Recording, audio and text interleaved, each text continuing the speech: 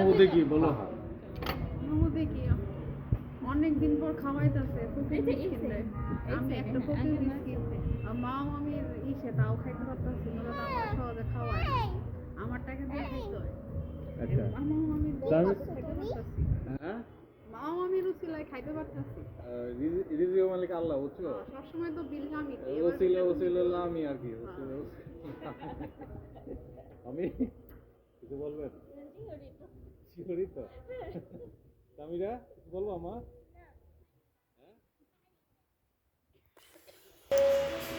আমার কিছু বলবেন?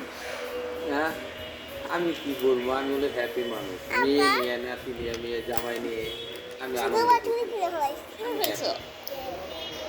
কিভাবে তোমরা তুমি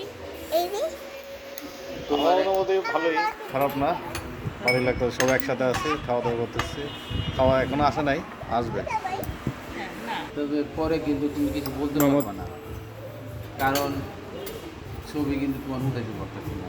ও তুললেন আমার তো ছবি তুলে মামিরা তুলে না আমার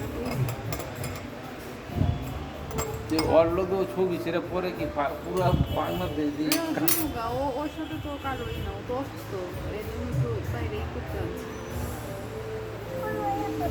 তুমি ঠিক আছো?